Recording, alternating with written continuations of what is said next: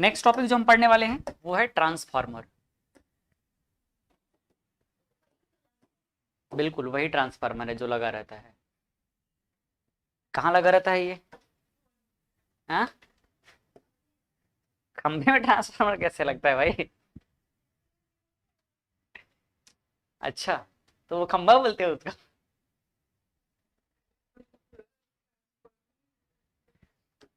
हाँ, बट आप सही समझ रहे हो, वही ट्रांसफार्मर है ना जो लगा रहता है। कहाँ कहाँ लगा रहता है? ये सिर्फ वहां नहीं लगा रहता है, ये टीवी में भी लगा रहता है।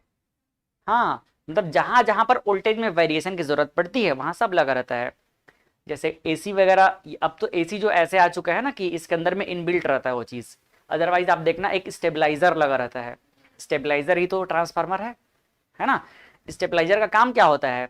वोल्टेज को कम ज्यादा कर होता है तो मेंटेन करना, मतलब जब कम रहेगा तो वो ज्यादा बढ़ा देगा, ज्यादा रहेगा तो कम कर देगा। तो ट्रांसफार्मर एक ऐसा डिवाइस होता है जो वोल्टेज को हाई और लो कर लेता है, मतलब वोल्टेज को चेंज करके हमको देता है। किसमें? एसी सर्किट में। So transformer, a transformer is an electrical device for converting an AC current at low voltage into that at high voltage और वाइस वर्सा। ये और है ना, लो को हाई कर देगा या हाई को लो कर देगा। अगर हाई को लो कर देगा, लो करेगा तो क्या बोलेंगे? स्टेप डाउन ट्रांसफार्मर, और अगर हाई करेगा तो स्टेप अप ट्रांसफार्मर। तो ट्रांसफार्मर को हम लोग सिंपल वर्ड में बोल सकते हैं वोल्टेज रेगुलेटर। वोल्टेज रेगुलेटर ये एक तरीके से क्या है? वोल्टेज रेगुलेटर है, वोल्टेज को रेगुलेट करने वाला डिवाइस है, वोल्टेज को कम या ज्यादा करने वाला डिवाइस है। Transformer is N device for converting an AC alternating current at low voltage into that at high voltage और vice versa। ये क्या क्या आ गया, सब मिक्स हो गया क्या यहाँ पे? If it increases the input voltage, if it increases the input voltage, it is called step up transformer। अगर ये जो भी हम सप्लाई वोल्टेज दे रहे हैं उसको स्टेप अप कर देगा, बढ़ा देगा, तो इसका नाम क्या कहलाएगा? स्टेप अप ट्रांसफार्मर कहलाएगा। और if it decreases the input voltage, it is called step down transformer. दो तरीके का ट्रांसफार्मर होता है, एक जो वोल्टेज बढ़ा के हमको देता है और एक वोल्टेज जो कम करके देता है। तो जो बढ़ा के देगा उसका नाम क्या होगा? स्टेप अप ट्रांसफार्मर, और जो हमको कम करके देगा उसका नाम क्या होगा? Step down transformer. बाकी ये सब अभी फिलहाल जरूरत की चीजें नहीं है, तो इसको मैं थोड़ा साइड में रखता हूँ, ये जरूरत ही नहीं पड़ेगा, इसको हटा देता हूँ।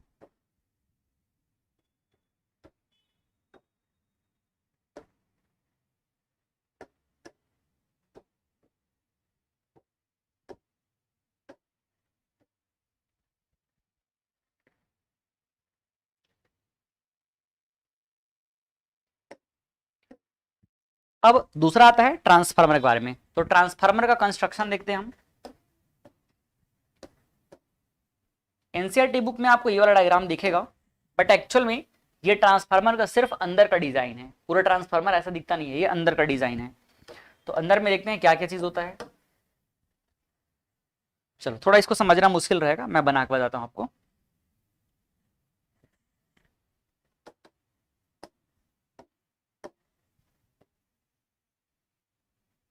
सबसे पहले ट्रांसफार्मर के अंदर में क्या होता है? ट्रांसफार्मर के अंदर में इस तरह से आयरन का कोर होता है। ये आयरन का क्या होता है? कोर होता है। ये पूरा आयरन इस तरह से रहेगा यहाँ पर, इसको आयरन ही समझो।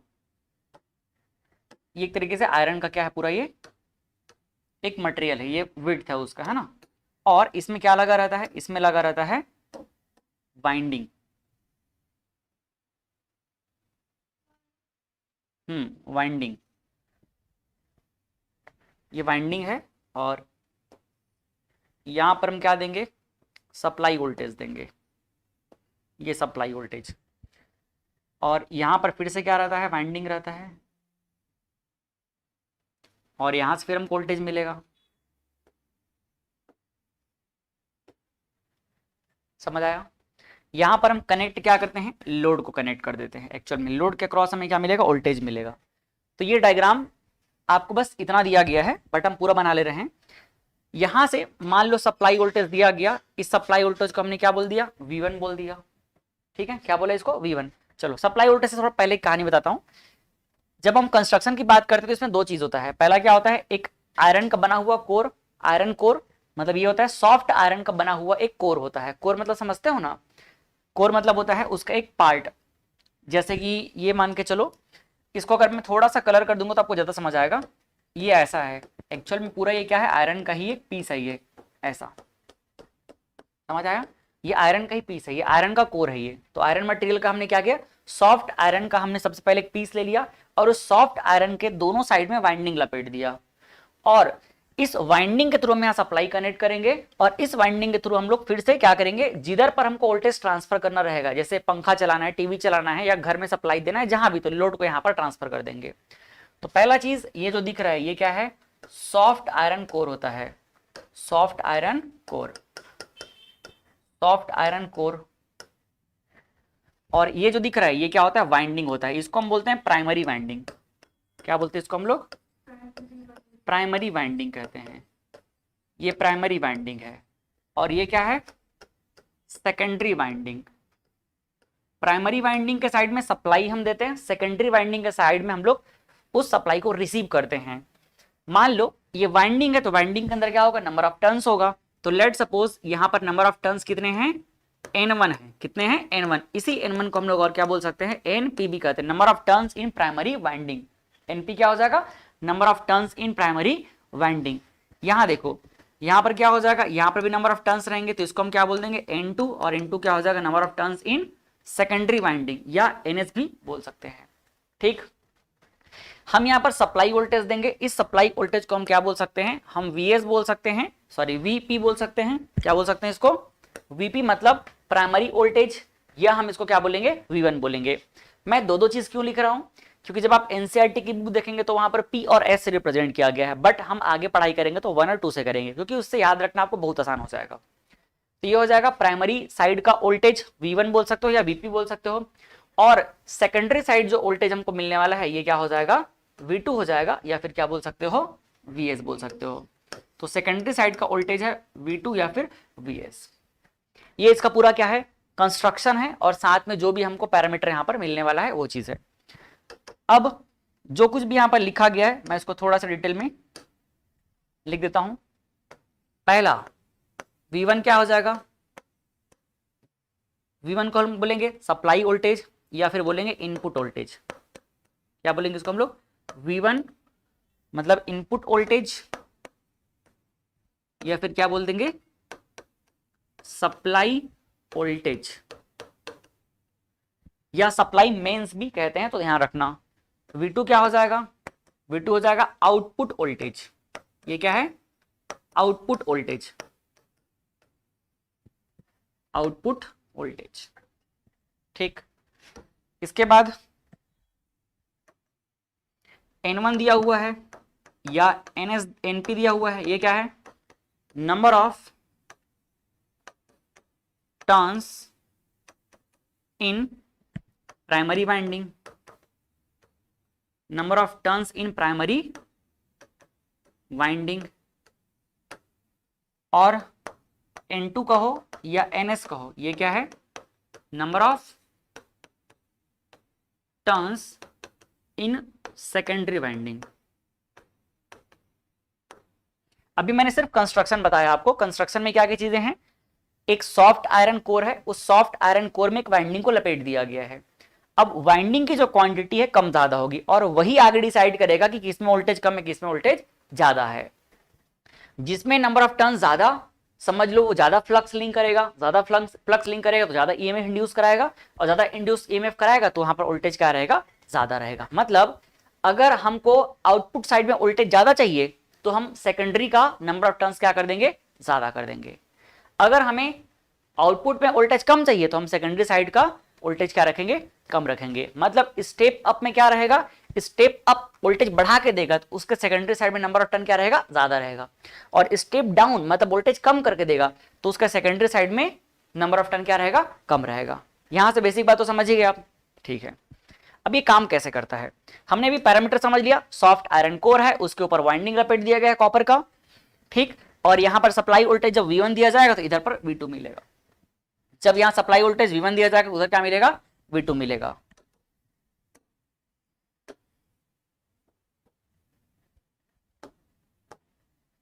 अब यहां पर आप लिख सकते हो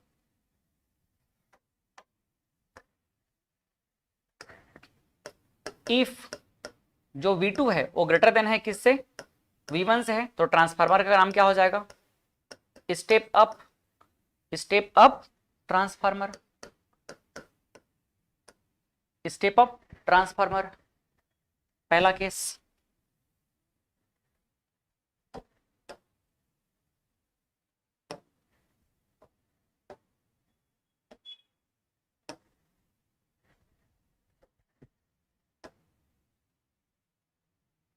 ये case number 1। Case number 2, if V1 is greater than V2, या ऐसा बोल देते हैं V2 is less than V1, तो क्या हो जाएगा ये स्टेप डाउन ट्रांसफार्मर। ये शॉर्टकट पे लिखने का तरीका होता है ट्रांसफार्मर को, आप पूरा ही लिख लेना है ना। अगर वोल्टेज ज्यादा है सेकेंडरी साइड का, आउटपुट साइड का, तो वो कहलाएगा स्टेप अप ट्रांसफार्मर, और अगर वोल्टेज सेकेंडरी साइड का कम है तो वो क्या कहलाएगा, स्टेप डाउन ट्रांसफार्मर कहलाएगा। क्या यहां तक में कुछ दिक्कत है क्या? पहली बात तो समझा दूं कि हम लोग क्लास 12 में बहुत थोड़ा सा पढ़ते हैं इसके बारे में, बहुत थोड़ा सा, क्योंकि ये टॉपिक जो है इंजीनियरिंग में पढ़ा जाता है मेनली, वहां इसके बारे में पूरा डिटेल में पढ़ते हैं। मशीन 1 करके और मशीन 2 करके दो अलग अलग सब्जेक्ट होते हैं, और उस सब्जेक्ट के अंदर सिर्फ इसी के बारे में पढ़ाई करते हैं, तो हम लोग बहुत थोड़ा सा ही पढ़ेंगे। चलो अब ये कैसे काम करेगा, इसका काम करने का तरीका क्या होगा समझना। इधर देखो, जब यहां से वोल्टेज V1 आएगा, जब यहां से वोल्टेज V1 आएगा तो भाई इस वोल्टेज की वजह से यहां पर क्या हो जाएगा, करंट फ्लो होने लगेगा। मान लेते हैं कि करंट यहां पर क्या है, I1 है, या आप चाहो तो इस करंट को क्या बोल सकते हो, IP बोल सकते हो। तो करंट इन प्राइमरी साइड हो गया, ठीक। और इस करंट की वजह से जब करंट इस वाइंडिंग में आएगा, मतलब कहां आ गया, सोलेनॉइड, और जब सोलेनॉइड में आएगा तो यहां पर क्या हो जाएगा, मैग्नेटिक फील्ड इंड्यूस हो जाएगा। उस मैग्नेटिक फील्ड की वजह से यहां पर फ्लक्स लिंक हो जाएगा। क्या लिंक होगा, फ्लक्स। देखो कहानी कैसे जुड़ रही है, ठीक है। हम जो खाली सोलेनॉइड बनाते थे वो सोलेनॉइड यहां पर अब आ गया। जब यहां से सप्लाई वोल्टेज V1 दिया गया, कौन सा वोल्टेज, AC वोल्टेज, कौन सा वोल्टेज दिया गया, AC वोल्टेज। आप चाहो तो यहां पर लिख सकते हो AC वोल्टेज क्या हो जाएगा, V0 साइन ओमेगा टी होगा, ऐसा लिख सकते हो। वैसे दिखा दिया तो AC ही समझ आओगे। तो जब AC वोल्टेज यहां पर आएगा तो वोल्टेज क्या होता है, वोल्टेज यहां पर AC वोल्टेज है ना, तो करंट क्या करेगा, ये चेंज करेगा। वोल्टेज V1 की वजह से यहां करंट I1 गया, कौन सा करंट है, अल्टरनेटिंग करंट। और जब ये अल्टरनेटिंग करंट जो है, अल्टरनेटिंग करंट इस वाइंडिंग से लिंक हुआ, तो लिंक होगा तो क्या आ जाएगा, मैग्नेटिक फील्ड आ जाएगा। क्या आ जाएगा, मैग्नेटिक फील्ड आएगा। आएगा कि नहीं आएगा भाई, करंट के चेंज होने की वजह से मैग्नेटिक फील्ड आएगा ना। वैसे करंट की वजह से ही मैग्नेटिक फील्ड आ जाता है, सिंपल सी बात है। बट यहां पर चेंजिंग करंट है, तो चेंजिंग करंट की वजह से क्या आ जाएगा, यहां पर फ्लक्स आ जाएगा। क्या आ जाएगा, फ्लक्स। और फ्लक्स भी कैसा रहेगा, चेंजिंग फ्लक्स रहेगा। तो जब भी फ्लक्स चेंज होगा तो यहां पर क्या आ जाएगा, EMF आ जाएगा। बात समझ आया कि नहीं। करंट आया, करंट की वजह से क्या आ गया, मैग्नेटिक फील्ड, मैग्नेटिक फील्ड की वजह से क्या आ गया, मैग्नेटिक फ्लक्स आ गया। अब ये करंट कैसा है, अल्टरनेटिंग करंट है, मतलब चेंज होगा। तो चेंज इन करंट की वजह से जो फ्लक्स आएगा वो चेंजिंग फ्लक्स रहेगा। और चेंज इन फ्लक्स जब भी होगा तो फैराडे लॉ के अकॉर्डिंग क्या आ जाएगा, EMF इंड्यूस हो जाएगा। तो यहां पर आ जाएगा EMF, और इस EMF को मैं मान लेता हूं कितना, E1। यहां पर जो EMF आएगा उसको मैं क्या मान लेता हूं, E1। पहले दिखा देता हूं फ्लक्स को। जो फ्लक्स आया वो फ्लक्स इस तरह से क्या होगा, यहां पर आ जाएगा फ्लक्स फाई नॉट। क्या आ जाएगा यहां पर, फ्लक्स फाई नॉट। मान लो फ्लक्स फाई नॉट यहां पर आया और फाई नॉट चेंज हो रहा है, तो इसके चेंज होने की वजह से यहां पर क्या इंड्यूस हो जाएगा, EMF। और इस EMF को हम लोग क्या बोल देंगे, E1 बोल देंगे, या फिर क्या बोल देंगे, EP बोल देंगे। E1 बोल देंगे या फिर क्या बोल देंगे, EP बोल देंगे। समझ आए कि नहीं। और ये जो फ्लक्स आया है, अब ये फ्लक्स जो है इस कोर के थ्रू क्या होगा, आगे प्रोसीड करेगा। यही फ्लक्स जो है आगे जाके क्या हो जाएगा, सेकेंडरी वाइंडिंग में भी लिंक हो जाएगा। क्यों होगा, क्योंकि हम तो जानते हैं ना म्यूचुअल कॉन्सेप्ट। तो यही फ्लक्स क्या हो जाएगा, सेकेंडरी में जब लिंक होगा तो यहाँ सेकेंडरी में भी क्या आ जाएगा, फैराडे लॉ के अकॉर्डिंग वोल्टेज आ जाएगा, और इस वोल्टेज को हम क्या बोल देंगे, इस वोल्टेज को हम बोल देंगे E2 या फिर क्या बोलेंगे, EP बोल देंगे। समझ आया, चाहे E2 बोले या EP बोले, एक्चुअल में वही और कुछ नहीं है, यही तो V1 V2 है। समझ आ रहा है ना, यहाँ पर जो इंड्यूस EMF बोल रहे हैं वही यहाँ पर V1 V2 है। तो हमने यहाँ पर क्या बोला, हमने यहाँ पर EMF बोल दिया और यहाँ पर वोल्टेज बोल दिया, बात दोनों क्या है, सेम ही है। तो देखो थोड़ा अब वापस हम लोग इसको समझने की कोशिश करते हैं। हमारे पास वोल्टेज V1 है, इस V1 वोल्टेज को हमको कम या ज्यादा करना है, हमको V1 नहीं चाहिए, V1 हमारे यूज का नहीं है। मान लो 11,000 वोल्ट हमारे पास सप्लाई है, बट हमें कितना चाहिए, 220 चाहिए। तो क्या किया जाएगा, इस 11,000 वोल्ट को इस ट्रांसफार्मर के अंदर डाला जाएगा। ट्रांसफार्मर के अंदर जैसे ही डाला जाएगा, ये अल्टरनेटिंग नेचर का है, तो ये क्या करेगा, जब इस प्राइमरी वाइंडिंग में लिंक होगा तो मैग्नेटिक फील्ड ला देगा, करंट आया, करंट की वजह से मैग्नेटिक फील्ड, मैग्नेटिक फील्ड की वजह से फ्लक्स आ जाएगा, और ये फ्लक्स क्या होगा, चेंज होगा। तो चेंज होने की वजह से यहाँ पर क्या हो जाएगा, EMF इंड्यूस हो जाएगा। ठीक, अब यहाँ पे क्या होगा, ये फ्लक्स आगे जाएगा, इससे लिंक करेगा, और जब ये इससे लिंक करेगा तो यहाँ पर भी क्या आ जाएगा, इससे लिंक करेगा तो यहाँ पर भी क्या आ जाएगा, यहाँ पर भी EMF इंड्यूस हो जाएगा, और वही EMF तो इसके क्रॉस मिलेगा ना भाई, जो यहाँ पर EMF आएगा वही तो यहाँ पर मिलेगा, तो सेम टू सेम रह जाएगा। तो आप देखो इस वाइंडिंग की वजह से हमने इस वोल्टेज को यहाँ पर ट्रांसफर कर दिया।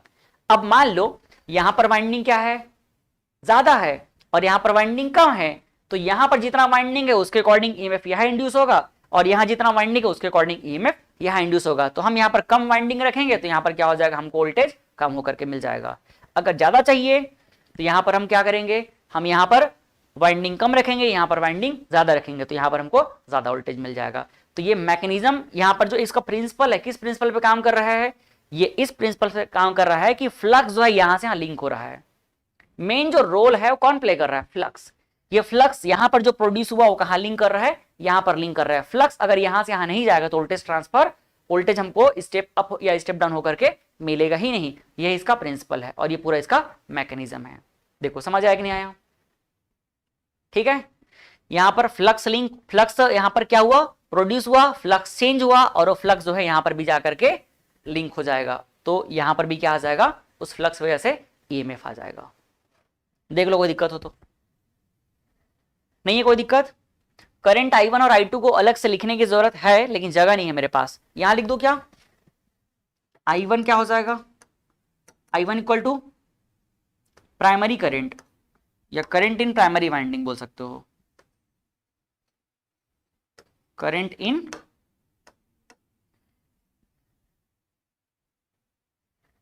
ये ऐसा बोल देते हैं इनपुट करंट। क्या है ये, इनपुट करंट। और I2 क्या हो जाएगा, आउटपुट करंट। ठीक, इनपुट करंट और I2 का हो जाएगा आउटपुट करंट। कोई दिक्कत समझने में, इसको देख लो अगर कहीं भी कुछ समस्या हो तो।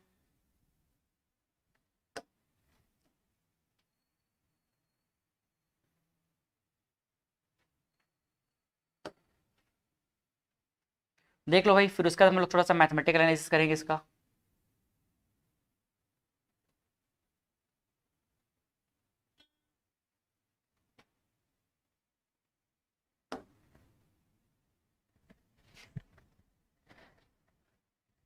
बताओ चले आगे।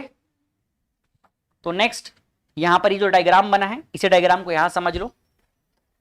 सेम चीजें हैं, दो तरीके से डायग्राम बनता है। पहले मैंने इसको भी आपको समझाया, ये प्राइमरी कोर है, ये सॉफ्ट आयरन कोर, और इसके ऊपर क्या लगा दिया गया है, वाइंडिंग लपेट दिया गया है। इधर भी वाइंडिंग, इसको प्राइमरी साइड बोला गया, इसको सेकेंडरी साइड। कुछ ट्रांसफार्मर ऐसे भी डिजाइन होते हैं कि एक ही कोर में क्या कर देते हैं, दोनों को लिंक कर देते हैं।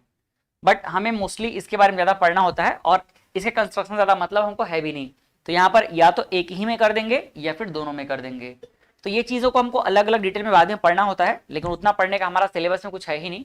तो बस आप इतना जानो कि या तो हो सकता है कि दो अलग अलग साइड में क्या कर देंगे, वाइंडिंग कर देंगे, या एक ही साइड में कर देंगे। इसी से आगे चल के ऑटो ट्रांसफार्मर भी बनता है, तो वो अभी आप नहीं जानते हो, तो उसके बारे में सोचना भी मत। ठीक, मेनली आप ये वाले को ध्यान में रखना। चलो अब इसका प्रिंसिपल क्या है, ये किस प्रिंसिपल पे काम करता है। तो प्रिंसिपल क्या है इसका, कि जो फ्लक्स आ रहा है वो लिंक कर रहा है, बस इसी पे काम कर रहा है। It works on the principle of mutual induction. उसको हम क्या बोलेंगे एक वर्ड में? Mutual induction. मतलब इधर पे जो वोल्टेज आया वो कहां इंड्यूस हो गया? सेकेंडरी साइड में। Mutual inductance that is when a changing current मतलब alternating current, changing current is passed through one of two inductively coupled coil। दो हमारे पास कॉइल है और दोनों कॉइल में क्या है? दोनों कॉइल जो है इलेक्ट्रिकली देखा जाए तो आइसोलेटेड है, लेकिन मैग्नेटिकली क्या है? कनेक्टेड है। दोनों में ये अभी आप लोगों को काम का नहीं है, बट ये आगे चल के जब हम इंजीनियरिंग में पढ़ते हैं तो बहुत ही इंपॉर्टेंट क्वेश्चन बन जाता है कि ट्रांसफार्मर के जो दोनों वाइंडिंग होते हैं इलेक्ट्रिकली आइसोलेटेड होते हैं। क्या बोला मैंने?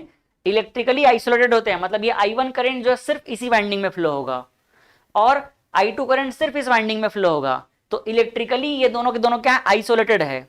इलेक्ट्रिकली इनमें कोई कनेक्शन नहीं, लेकिन मैग्नेटिकली क्या है? कनेक्टेड है। यहाँ का फ्लक्स देखो यहाँ लिंक कर गया, यहाँ जो फ्लक्स फाई नॉट आया है वही फाई नॉट फ्लक्स कहाँ हो जाएगा? यहाँ पर आकर के लिंक कर जाएगा। तो इलेक्ट्रिकली आइसोलेटेड होते हैं बट मैग्नेटिकली कनेक्टेड होते हैं। इसीलिए क्या हो रहा है? यहाँ पर इंडक्शन का प्रोसेस हो रहा है। देखो करंट की वजह से जो ईएमएफ इंड्यूस हो रहा है वो यहां पर ट्रांसफर हो रहा है, करंट ट्रांसफर नहीं हो रहा है। देखो करंट यहां पर क्या, वोल्टेज यहां पर क्या हो गया? इंड्यूस हो गया। यहां भी वोल्टेज इंड्यूस हो गया और यहां पर भी वोल्टेज इंड्यूस हो गया। तो इसी को लिखा गया है कि changing current is passed through one of the two inductively coupled coil an induced EMF is set up in the other coil. तो दूसरे में क्या हो जाएगा? ईएमएफ जो है इंड्यूस हो जाएगा।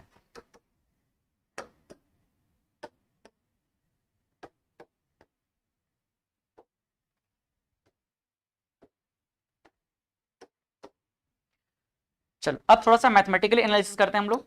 अभी हमने क्या समझा? यहां पर जो मेन रोल प्ले कर रहा है फ्लक्स। कौन प्ले कर रहा है? फ्लक्स। तो मान लेते हैं कि इसके एक जो कॉइल है, यहां पर एक जो कॉइल है उसके एक लूप में, इस कॉइल के बस एक लूप में, एक सर्कुलर लूप में कितना फ्लक्स आया? 5 फ्लक्स आया। कितना फ्लक्स आया? 5 फ्लक्स आया। तो पूरे में कितना आ जाएगा? अगर इसमें 5 फ्लक्स आया तो यहां पर n में कितना आ जाएगा? 5 into n।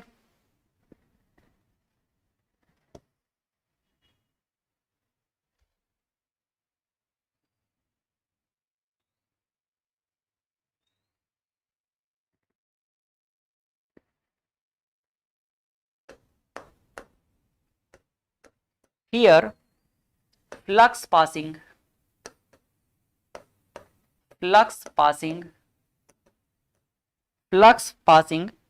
through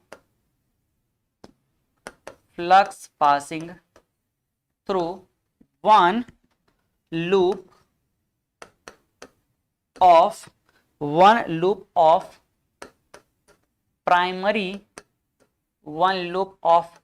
primary coil, या फिर आप बोल सकते हो winding, and secondary coil will B same. ये थोड़ा आपके कॉन्सेप्ट को और क्लियर करेगा। देखो यहां पर फ्लक्स हम ऐसा नहीं बोल सकते कि जितना फ्लक्स यहां पर है उतना ही फ्लक्स यहां पर आएगा। हम ये बोलेंगे कि एक लूप में जितना फ्लक्स रहेगा, पर लूप में आता है ना भाई, एक सर्कुलर लूप में फ्लक्स आता है ना। अगर एक सर्कुलर लूप में कितना फ्लक्स आया? 5, तो 10 लूप में कितना आ जाएगा? 10 इंटू 5। 20 में कितना आ जाएगा? 20 इंटू 5। क्योंकि यहां पर वाइंडिंग में जो डिफरेंस है, दोनों अगर वाइंडिंग सेम हो गया तब तो काम खत्म, तब तो फिर ये voltage step up step down कुछ करेगा ही नहीं। तो वाइंडिंग का ही खेल है। अगर मान लो यहां पर फ्लक्स एक में कितना आया? 5 नॉट आया। कितना आया? 5 नॉट। तो 5 नॉट फ्लक्स जो है एक में अगर आ रहा है और मान लो यहां पर नंबर ऑफ टर्न्स कितना है? N1 है, तो यहां फ्लक्स कितना लिंक हो गया? 5 नॉट इंटू N1। ठीक, और उतना ही 5 नॉट एक लूप में यहां भी जाएगा। अब मान लो यहां कितना वाइंडिंग है? N2, तो यहां पर फ्लक्स कितना लिंक हो जाएगा? N2 into 5 not. बात समझ आया? तो पूरा का पूरा सेम नहीं रहेगा फ्लक्स, एक एक लूप में सेम रहेगा। तो इसके एक लूप में flux passing through one loop of primary coil and secondary coil will B same. अब हम क्या करते हैं? अब हम एज्यूम करते हैं कि लेट, ये सिर्फ हम एज्यूम ही कर रहे हैं, लेट फाई किसमें? वन लूप में। लेट फाई वन लूप किसका? प्राइमरी। वन लूप प्राइमरी का कितना है मान लिया हम लोग? 5 नॉट मान लिए। तो क्या यही सेकेंडरी का भी होगा? तो यही सेकेंडरी का हो जाएगा। तो फाई कितने का? One loop secondary. ये पहला चीज। अब प्राइमरी का एक लूप में कितना आ गया, फाई नॉट, सेकेंडरी के एक लूप में कितना आ गया, फाई नॉट, तो टोटल कितना हो जाएगा प्राइमरी कॉइल में, तो टोटल फाई इन किसमें, primary coil, phi in primary coil, phi in primary coil कितना हो जाएगा बताओ तो, फाई इन प्राइमरी कॉइल हो जाएगा N1 फाई नॉट। कोई दिक्कत यहां तक के, कोई दिक्कत नहीं है। इसको आप चाहो तो बोल सकते हो क्या, इक्वेशन नंबर 1, क्या बोल सकते हो, इक्वेशन नंबर 1। थोड़ा सा इसको मैं एक साथ और आगे करता हूं।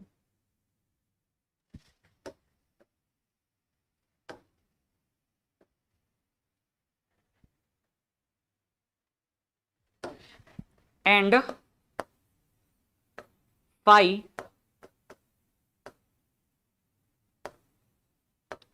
सेकेंडरी कॉइल कितना हो जाएगा, सेकेंड साइड में कितना है N2, तो N2 इंटू फाई नॉट, ये हो जाएगी क्वेश्चन नंबर 2। कोई दिक्कत, एकदम सीक्वेंस से चल रहा है। हमने देखा कि प्राइमरी साइड में वोल्टेज V1 दिया गया, उसकी वजह से करंट I1 आया, उस करंट I1 की वजह से जो प्राइमरी साइड का कॉइल है उसके एक एक लूप पे कितना फ्लक्स आ गया, फाई नॉट, तो टोटल प्राइमरी में कितना आ जाएगा N1 into phi not, secondary में कितना फ्लक्स लिंक हो जाएगा N2 इंटू फाई नॉट। अब इस फ्लक्स की वजह से, ये कैसा फ्लक्स है, चेंजिंग फ्लक्स है कि कांस्टेंट फ्लक्स है, चेंजिंग है, तो इसकी वजह से क्या आ जाएगा EMF, तो EMF आ जाएगा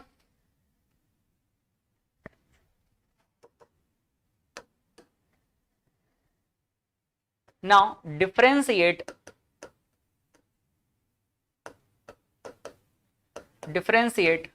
इक्वेशन नंबर 1 एंड 2। इक्वेशन 1 और इक्वेशन 2 को हम क्या कर देंगे, डिफरेंशिएट कर देंगे, तो क्या हो जाएगा, डिफरेंशिएट करने से देखना,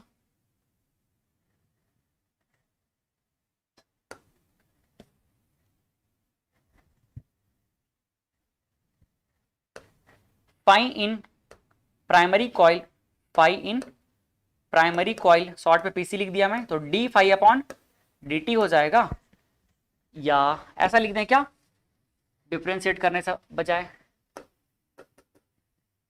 EMF due to this change in flux EMF will be induced, EMF will be induced, तो EMF induced in primary side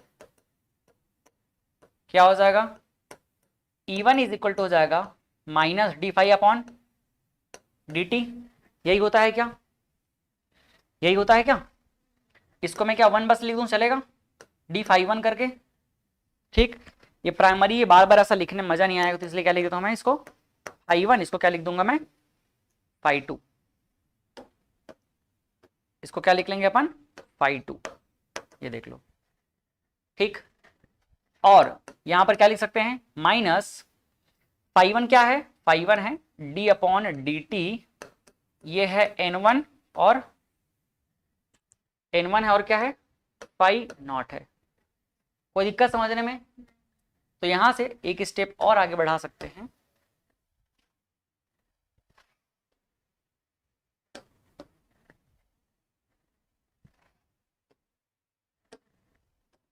देख लो यहां से क्या हो जाएगा, ये माइनस N1 क्या बाहर निकल जाएगा और अंदर रह जाएगा D phi not upon D T, ये मिल गया जो प्राइमरी वाइंडिंग में EMF इंड्यूस हो रहा है उसका वैल्यू, देख लो कोई दिक्कत। And EMF induced in secondary side या सेकेंडरी वाइंडिंग कितना हो जाएगा, E2 is equal to minus D phi 2 upon D T, phi 2 का वैल्यू कितना हो जाएगा, पुट कर लेते हैं minus D upon D T, और फाई 2 का वैल्यू हो जाएगा N2 फाई नॉट, N2 बाहर निकल गया तो माइनस ऑफ N2 और क्या हो जाएगा D phi not upon D T. क्या मैं अब इसको एक नया इक्वेशन दे सकता हूं? ये हो जाएगा इक्वेशन नंबर 3 और ये हो जाएगा इक्वेशन नंबर 4। हालांकि इक्वेशन का कोई खास रोल नहीं है और ये डेरिवेशन भी आपके ज्यादा काम का नहीं है, लेकिन फिर भी सिंपल है तो देख ही लेना। Equation number 3 divided by equation number 4, दोनों को क्या कर देंगे हम? डिवाइड कर देंगे। अब डिवाइड करने के बाद क्या होगा देखना जरा। E1/E2 माइनस N1 क्या हो जाएगा? डी फाई नॉट dt, नीचे क्या हो जाएगा? N2 और क्या हो जाएगा? D phi not upon dt। मैं काम करता हूं 2 से 1 को डिवाइड कर देता हूं ताकि मेरे को एक स्टेप कम लगेगा आगे चल के। तो इक्वेशन 4/3 कर देता हूं मैं। E2/E1 ये क्या हो जाएगा? 2/1। ये देखो, ठीक, ये कैंसल, ये कैंसल, तो आया क्या अपने पास? आया अपने पास E2 is equal to minus N1 N2 upon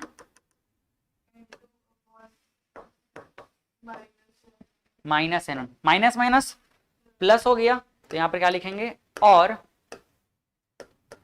E2/E1 is equal to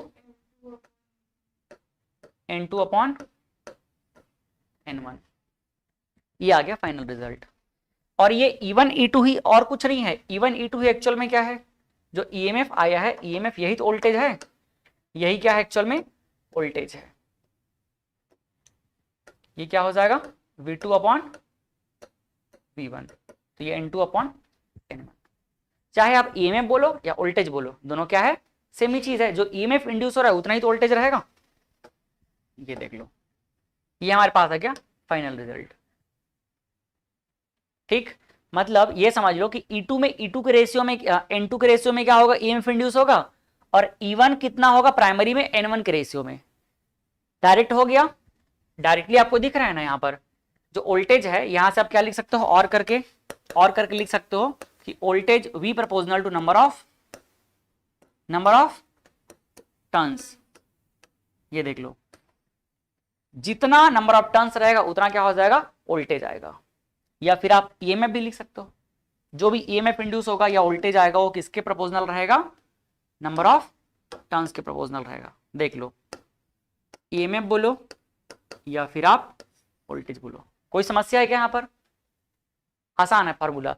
मान लो अब आपको बोला कि ये इतना सप्लाई वोल्टेज V1 दिया गया और N1 N2 इतना इतना टर्न्स है, तो बताओ कितना वोल्टेज प्रोड्यूस होगा?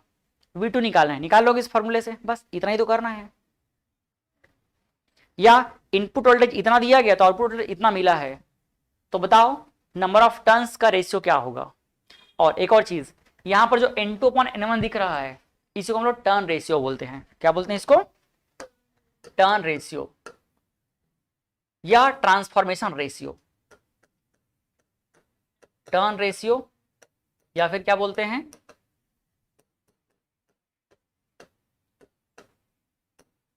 Transformation ratio. N2/N1 का रेशियो क्या कहलाता है? टर्न रेशियो या फिर ट्रांसफॉर्मेशन रेशियो। मैं यहां पर लिखा हुआ हूं, तो ये लो, the ratio N2/N1 of the number of turns in secondary to that of primary. मतलब ये N2/N1 को पूरा वर्ड में लिख दिया गया है। Is called the turns ratio. क्या कहलाएगा? Turns ratio of the transformer, या it is also called transformation ratio है यार। ट्रांसफार्मर रेशियो भी बोलते हैं वैसे, लेकिन इसका एकदम सही तरीका लिखने क्या है? Transformation ratio.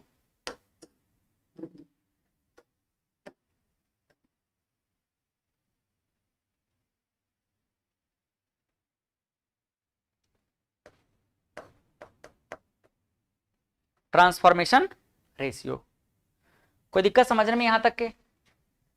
कोई मेरे ख्याल से डिफिकल्ट चीज हम लोग नहीं पढ़े हैं। है कुछ डिफिकल्ट?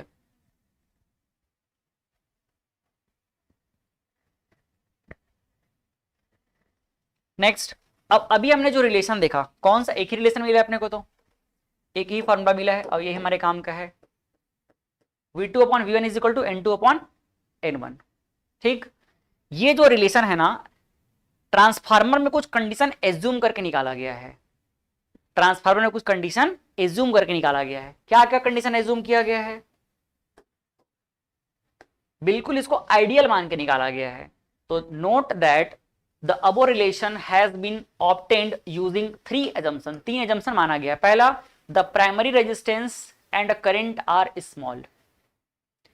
जो प्राइमरी वाइंडिंग है उसका कुछ ना कुछ रेजिस्टेंस तो होगा, तो उसका रेजिस्टेंस को बहुत स्मॉल मान लिया गया, नेग्लिजिबल, क्योंकि अगर रेजिस्टेंस रहेगा तो कुछ ना कुछ वोल्टेज ड्रॉप खुद कर देगा, और वोल्टेज ड्रॉप करेगा तो क्या एकदम ऐसा रिलेशन मिलेगा? नहीं, वहां पर हमको उसके लॉस को भी कंसिडर करना पड़ेगा। तो प्राइमरी रेजिस्टेंस और प्राइमरी जो करंट है उसके वैल्यू को बहुत स्मॉल माना गया है। दूसरा, the same flux links both the primary and the secondary as very little flux escapes from core. क्या है इसका मतलब? इसका मतलब ये है भाई, जब यहां पर फ्लक्स आया, फ्लक्स लिंक हुआ, अब ये फ्लक्स यहां जाके लिंक होगा, किसके थ्रू होगा? इस कोर के थ्रू होगा। तो ऐसा पॉसिबिलिटी तो है कि ये जो फ्लक्स है, ये फ्लक्स क्या हो जाए, थोड़ा बहुत इस कोर से भाग जाए, थोड़ा सा स्केप हो जाए, लीकेज हो जाए, ये पॉसिबिलिटी तो है। बट इस पॉसिबिलिटी को हम लोग क्या कर दिए हैं? नेग्लिजिबल मान लिए हैं, इग्नोर कर दिए हैं, क्योंकि फ्लक्स लिंक अगर होगा तो अगेन ये भी क्या हो जाएगा? लॉस हो जाएगा, और उसकी वजह से जितना हम लोग सोच के ऐसा आइडियल निकाल रहे हैं उसमें कुछ ना कुछ वेरिएशन आ जाएगा। अभी हमने कुछ वेरिएशन माना ही नहीं, इसलिए क्या किया, सीधा यहां जितना आएगा यहां टर्न्स के अकॉर्डिंग उतना हमको मिल जाएगा। तीसरा क्या एजम्पशन लिया गया है? तीसरा एजम्पशन लिया गया है, थर्ड नंबर का एजम्पशन है, secondary current is small. Secondary current भी क्या है? स्मॉल है। ठीक, अब सेकेंडरी का ये मत पूछना कि सर रेजिस्टेंस को क्यों स्मॉल नहीं लिया है, क्योंकि रेजिस्टेंस के क्रॉस तो ड्रॉप मिलेगा और वही तो वोल्टेज होगा।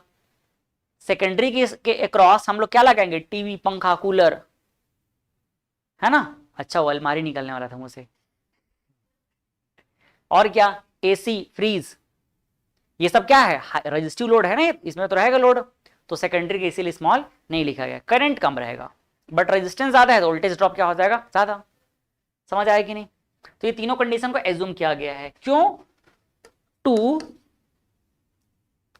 To neglect losses, to neglect losses. क्या लॉसेस? Energy loss. ठीक है। नेक्स्ट अगला आता है, हर मशीन का, हर मशीनरी आइटम का एफिशिएंसी निकाला जाता है। क्या निकाला जाता है?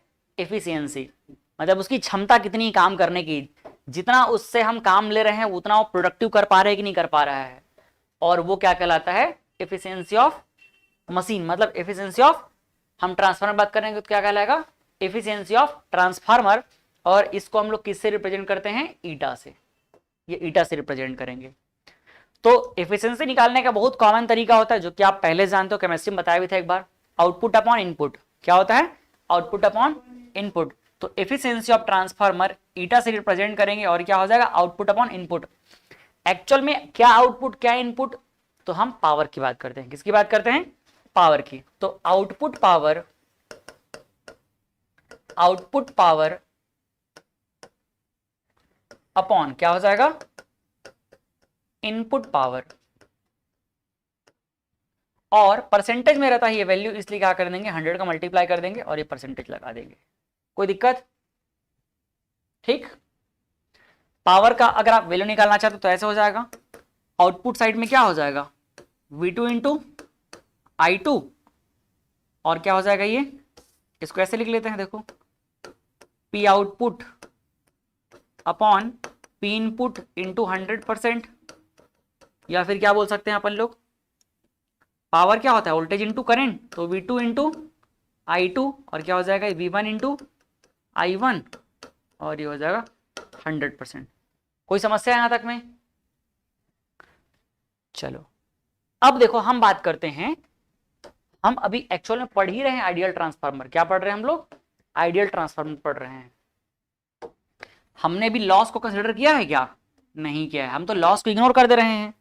तो जब लॉस को इग्नोर कर दिया जाएगा तो ऐसा ट्रांसफार्मर क्या कहलाएगा? आइडियल, जो कुछ भी ना खाए, पूरा पूरा उगल दे। मतलब जितना उसको क्या किया जा रहा है, फ्यूल दिया जा रहा है, वो पूरा पूरा क्या कर दे रहा है, उसको एनर्जी में कन्वर्ट कर दे रहा है। मतलब जितना भी हमने दिया पूरा पूरा काम कर दिया हो, समझ आया ना? कुछ भी अपना खर्चा नहीं ले रहा है बेचारा, तो वो क्या कहलाएगा? आइडियल कहलाएगा। तो आइडियल ट्रांसफार्मर क्या होता है? फॉर आइडियल ट्रांसफार्मर वो ट्रांसफार्मर होता है जिसमें नो एनर्जी लॉस, कोई एनर्जी लॉस नहीं होगा। मतलब 100% इफिशियंट है वो। क्या है? 100% इफिशियंट है। हालांकि ऐसा पॉसिबल नहीं होता है। कोशिश करते हैं कि ट्रांसफार्मर की फ्रीक्वेंसी मैक्सिमम रहे, लगभग 95%, 96%, 97%, 98%, बट 100% पॉसिबल नहीं रहता है। अगर मान लो 100% हो गया, क्योंकि हम तो लॉस को कंसिडर नहीं कर रहे हैं, तो यहां क्या हो जाएगा? ये efficiency eta is equal to हो जाएगा पी आउटपुट अपॉन क्या हो जाएगा? P input into 100%। ये फॉर्मूला है, इसमें कितना आ जाएगा वैल्यू? 100 आ जाएगा। कितना आ जाएगा? 100% आ जाएगा। तो 100% आ गया तो ये दोनों क्या हो गया? कैंसल। तो यहां से क्या आ जाएगा? P output equal to P input. मतलब जितना पावर दिया गया उतना ही पावर हम उससे ले लिए। ये है कंडीशन, अगर आइडियल ट्रांसफार्मर हुआ तो। और अगर ऐसा हुआ तो हम और क्या कर सकते हैं? अगर ऐसा हुआ तो हम यहां से क्या, देखो ऐसे लिख सकते हैं। आप लोग नीचे लिख लेना अपने कॉपी में, मेरे पास जगह है, मैं बगल में कर लेता हूं। क्या यहां से हम लोग ऐसा कर सकते हैं? पी आउटपुट मतलब that is V2 I2 is equal to V1 I1। आप कोशिश करना कि इसी रिलेशन को याद रखो, ठीक है? और वहां से तुरंत आपको मिल जाएगा। और यहां से एक बढ़िया चीज और हमारे सामने आ रहा है। मैं अगर V2 अपॉन V1 कर दूं, इसको V2 अपॉन क्या कर दूं? V1 कर दूं, तो देखो क्या मिल रहा है अपने को? I1 upon I2, I1 upon I2 मिल गया। समझ आया? तो हम क्या कर सकते हैं? Then we can write, then V2 upon V1 is equal to, हमको क्या मिल गया? I2 upon I1, sorry I1 upon I2। और इस V2 अपॉन V1 को क्या हम लोग N2 अपॉन N1 लिख सकते हैं? ऐसा लिख सकते हैं क्या? V2 अपॉन N1 किसी जमाने में क्या लिखे थे? N2 अपॉन N1 लिखे थे ना। तो यहां से आप देखो नंबर ऑफ टर्न से करंट को रिलेट कर दिए हम लोग, ठीक है? एंड हम लिख सकते हैं फाइनली N2 अपॉन N1, या ऐसा I1 upon I2 is equal to क्या हो जाएगा? N2 upon N1। और यहां से हम एक स्टेटमेंट लिख सकते हैं कि जो करंट होगा, करंट है क्या है? Inversely proportional to number of turn. समझ आया? अगर नंबर ऑफ टर्न ज्यादा रहेगा तो करंट वहां पर कम फ्लो होगा, और नंबर ऑफ टर्न कम है तो करंट ज्यादा। नंबर ऑफ टर्न ज्यादा, current come, number of turn come, current ज्यादा। ठीक, एक ज्यादा दूसरा कम। ये पूरा डेरिवेशन हो गया। बट अगर हम अब एक मास्टर फॉर्मूले की तरह सबको लिखें तो एक साथ हमें लिखना पड़ेगा।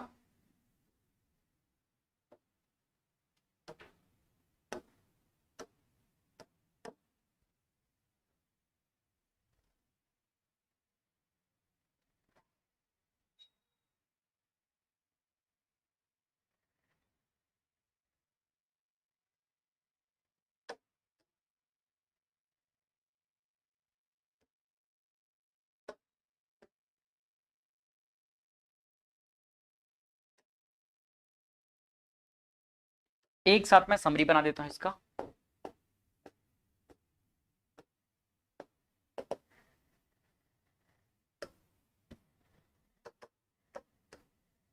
देखो N2 upon N1 is equal to क्या मिल गया अपने को? V2 upon V1 equal to I1 upon I2, खत्म पूरा कहानी। बस जितना पढ़े उसका ये समरी बन गया। हाउ, वैसे लिखा हूं, मुझे भी वही दिख रहा है जो आपको दिख रहा है। N2 upon N1 is equal to V2 upon V1 equal to I1 upon I2। कोई दिक्कत? आप अब जबरदस्ती में लिख सकते हो थोड़ा सा जगह बढ़ाने के लिए कि वोल्टेज जो V रहेगा वो किसके प्रोपोर्शनल होगा?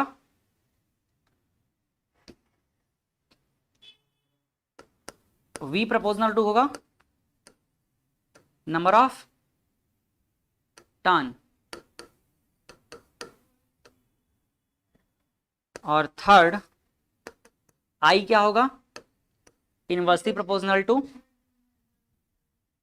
Number of turn.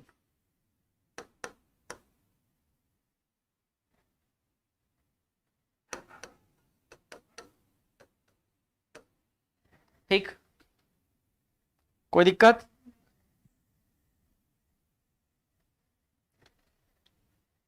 अब अगर हम इसी को अलग अलग बात करें स्टेप और अप स्टेप डाउन ट्रांसफार्मर के लिए, पहला for step up transformer,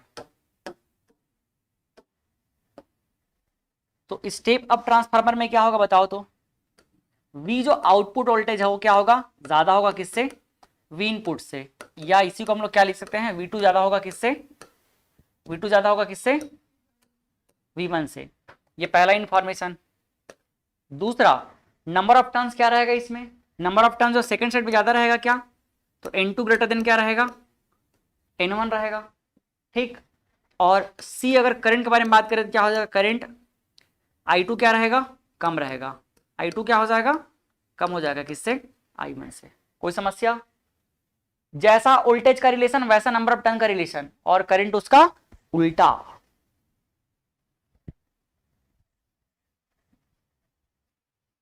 step down transformer क्या होगा इसमें? स्टेप डाउन ट्रांसफार्मर मतलब कम चाहिए, V आउटपुट जो है क्या हो जाएगा? कम हो जाएगा किससे? V इनपुट से। या आप क्या बोल सकते हो? V2 कम हो जाएगा V1 से। सेकंड, अगर हम नंबर ऑफ टर्न की बात करें तो N1 क्या रहेगा? N2 क्या रहेगा? हाँ, N2 कम रहेगा किससे? N1 से। और I2 ज्यादा रहेगा I1 से। देख लो भाई, कुछ भी समस्या हो तो बता सकते हो, बहुत आसान है ना? मेन बस ये ध्यान रखना है आपको, ये स्लाइड, ये समरी में सब खत्म हो गया। अब वो तो बस एनालिसिस कर रहे हैं ऐसे ही कि स्टेप अप में क्या होगा, स्टेप डाउन में क्या होगा, बाकी कुछ नहीं है, खत्म, इतना ही पढ़ना था। बाकी थोड़ा सा और है, ज्यादा वो काम का नहीं है, क्योंकि वो चीज थोड़ा सा अब एनसीईआरटी में है करके मैं पढ़ा दे रहा हूं। चलो क्वेश्चन पे आते हैं हम लोग अब, फिर उसको देखेंगे आगे।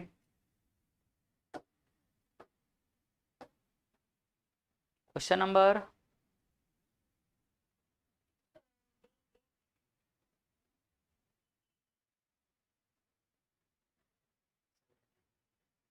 ठीक ठीक ठीक 78 ना।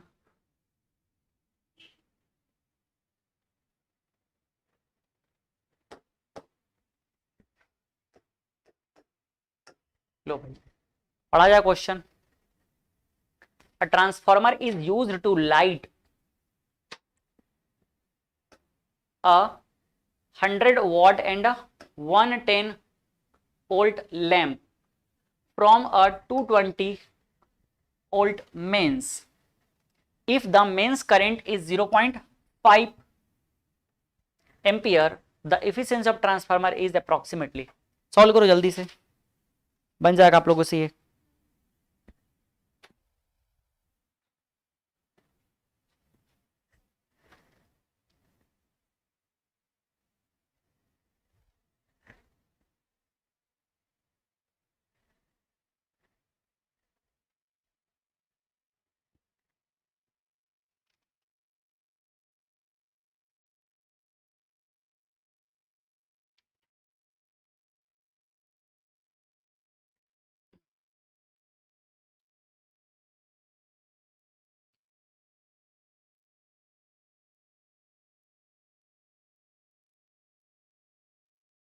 कितना आ गया?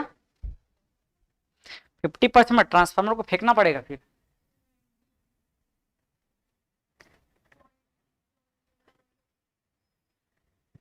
हम्म।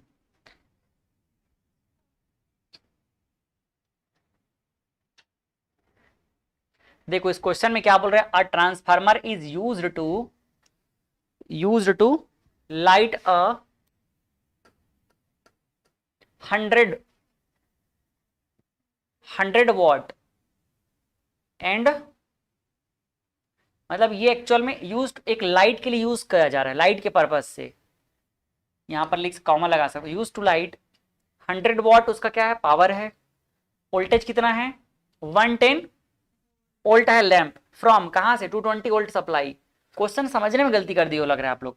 देखो पावर आउटपुट कितना है, पावर आउटपुट 100 वॉट, और वोल्टेज देखो यहां पर, वोल्टेज जो है ये 220 वोल्ट सप्लाई है, मतलब V1 दिया हुआ है, V1 कितना दिया है 220 वोल्ट दिया हुआ है। और इफ मेंस करंट, मेंस मतलब क्या होता है पता है, सप्लाई, मेंस मतलब सप्लाई, ये देखो इस मेंस का मतलब सप्लाई होता है। तो सप्लाई करंट कितना दिया हुआ है, I1 इक्वल टू कितना दिया 0.5 दिया हुआ है, ठीक। आउटपुट का आपको पावर दिया है और वोल्टेज दिया है, तो पावर दे दिया है तो वोल्टेज का कोई काम ही नहीं है अपने लिए, तो सीधा पावर मिल गया है ना। तो number of efficiency is equal to क्या हो जाएगा, output power upon input power into 100। तो देखो आउटपुट पावर कितना है 100 वॉट, इनपुट पावर के लिए क्या करेंगे V1 इंटू I1, तो कितना हो जाएगा ये 220 इंटू 0.5। एक बार पूरा फॉर्मूला लिख लेना आप लोग ऐसे, पी आउटपुट अपॉन क्या हो जाएगा ये V1 I1 इंटू क्या हो जाएगा 100, लो ऐसे लिख देते हैं। तो पी आउटपुट कितना हो जाएगा 100 वॉट, और इधर पे 220 इंटू 0.1,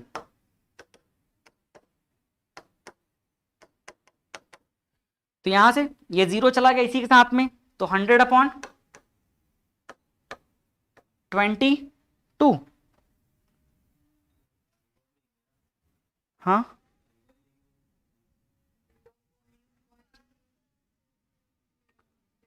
मैं 0.1 कहां से ले आया, 0.5 हो गई, तो 0.5 मतलब आधा, तो ये सीधा कितना हो जाएगा 22 का 110 हो जाएगा ना, 110 मतलब 110। तो यहां से आप देख लो ये जीरो कैंसल, ये जीरो कैंसल, और 1000 को फिर 11 से, अगर ये 10 रहता तो 100 आ जाता, तो 90 पॉइंट समथिंग आएगा, मतलब 90.2, तो अप्रोक्सीमेटली क्या ले लो 90%, ये आंसर है, ठीक। आपसे कंफ्यूजन क्या हो सकता है कि भाई इसमें से कौन सा V1 होगा कौन सा V2 होगा, क्वेश्चन पढ़ोगे क्लियर हो जाएगा। 220 वोल्ट सप्लाई मेंस बोल रहा है, और ये तो उसका रेटेड वोल्टेज है एक तरीके से। अगला क्वेश्चन 79, देखो सॉल्व करो इसको।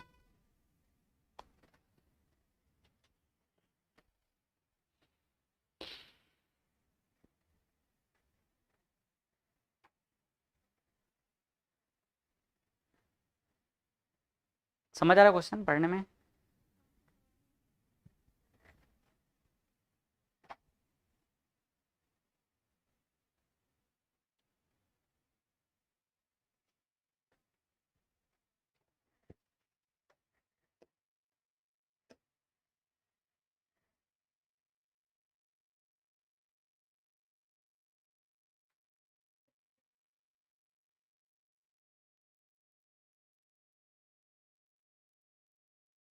नहीं दिख रहा हूं।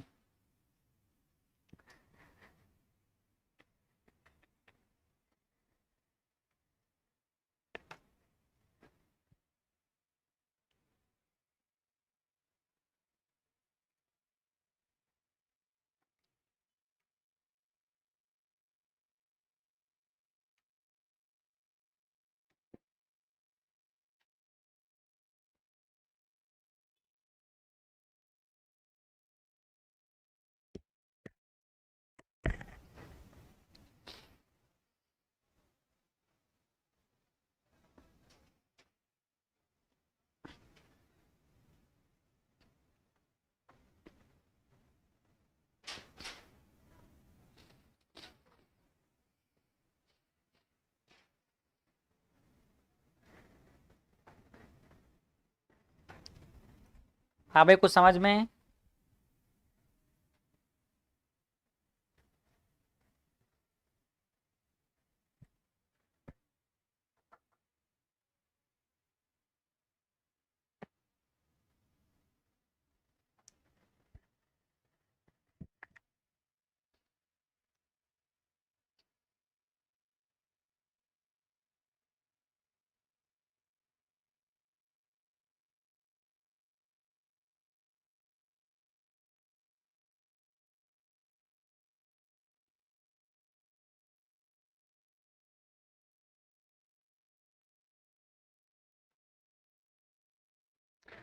देखो पढ़ते हैं।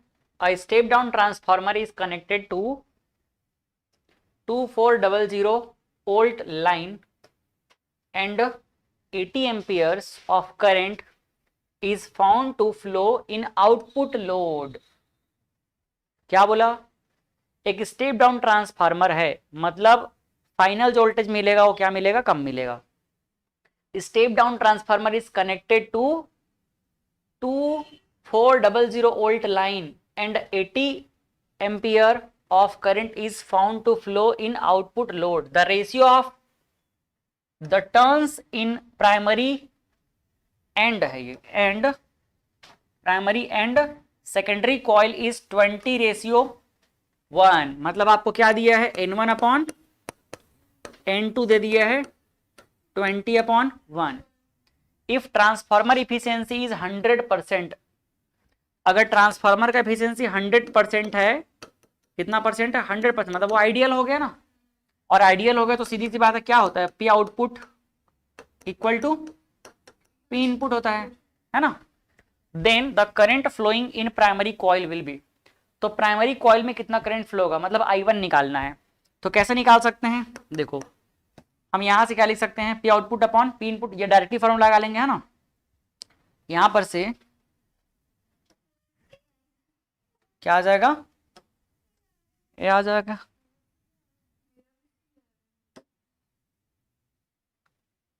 सी जिनका आ रहा है, सही आ रहा है भाई, सी जिनका आ रहा है, सही आ रहा है। तो देखो फॉर्मूला से पहले डिटेल में सॉल्व करते हैं। क्या हो जाएगा? पी आउटपुट, अगर मैं ऐसा लिखता हूं एक बार, P output equal to P input, ये स्कूल वाला तरीका से लिख दे रहा हूं पूरा। तो ये क्या हो जाएगा? V2 I2 is equal to V1 I1।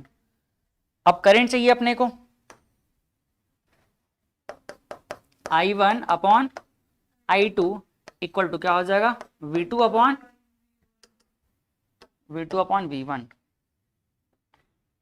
V2 upon V1, और ये क्या हो जाएगा? N2 upon N1।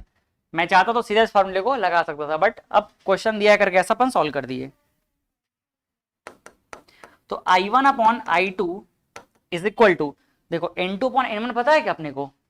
पता है। कितना हो जाएगा? 1/20। यहां से लिख देता हूं एक बार मैं, N2 अपॉन N1 हो गया, तो I1 इज इक्वल टू कितना आ जाएगा? N2 अपॉन N1, और यहां पर I2,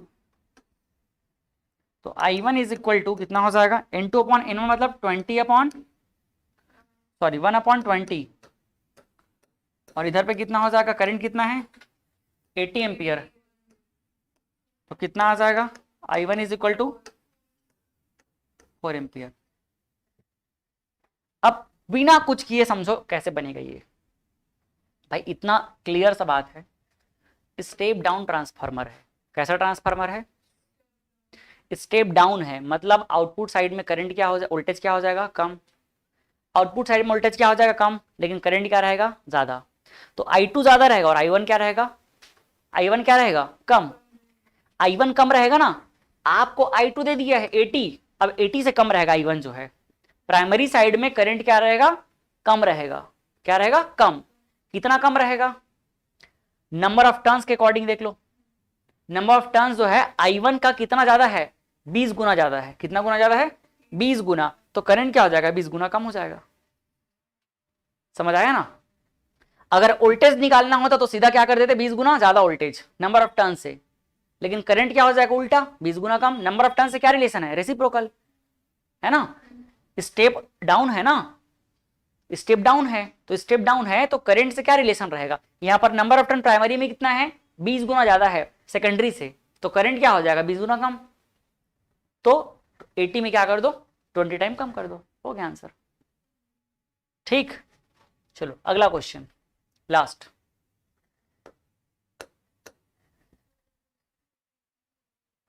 टिक लगा दो इसको। अच्छा,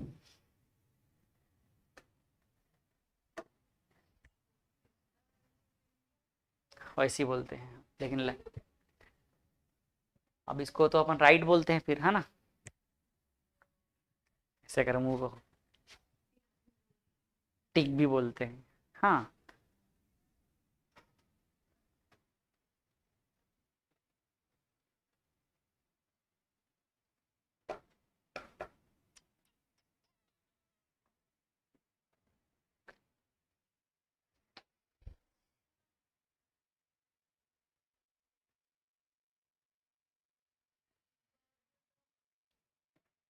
तो क्या बात बताऊं, निकालो उगलो कुछ जहर।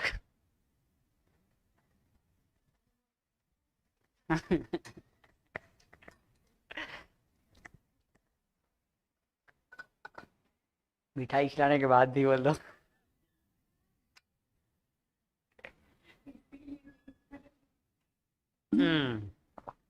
भाई उसका वो ऐसा नहीं है, बायो में पढ़ते हो ना, कुछ भी खा लो लेकिन पेट से जब वापस निकलेगा तो, मान लो मीटिंग करोगे तो कैसे निकलता है, एसिडिक हो जाता है।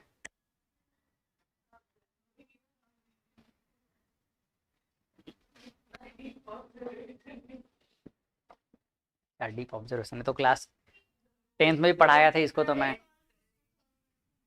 तो करो ना भाई, क्या तकलीफ है आपको। डिस्टर्ब हो रही है वो।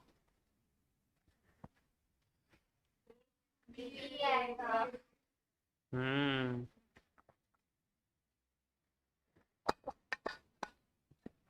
एकदम सही आंसर। आगे सॉरी आपका।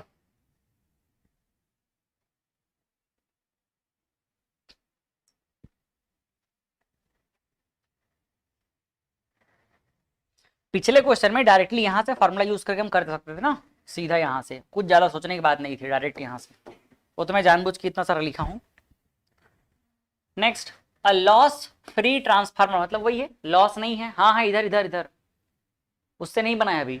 लॉस फ्री ट्रांसफार्मर, लॉस नहीं है इसमें, है ना, has 500 turns on its primary winding and 25 in secondary, मतलब अगर मैं, हाँ 2500 यही बोलना चाह रहा था, तो N2 अपॉन N1 कितना हो जाएगा, अपॉन 500, मतलब सीधी सी बात है, रेशियो में क्या आ जाएगा, 5:1। तो सेकेंडरी साइड कितना है, 5 गुना ज्यादा है, तो बताओ तो ये ट्रांसफार्मर स्टेप अप है कि स्टेप डाउन है, क्या आए कर रहे हो,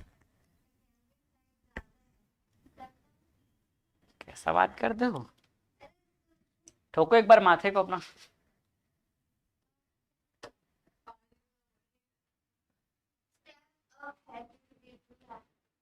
हाँ भाई, N2 ज्यादा टर्न है ना, तो सेकेंडरी साइड में ज्यादा मतलब स्टेप अप। ठीक है, ये हमारा वैसे क्वेश्चन नहीं था। The meters of secondary indicates, मतलब क्या दे दिया है, V2 क्या दे दिया है आपको, V2 कितना है 200 वोल्ट, और क्या दिया है 8,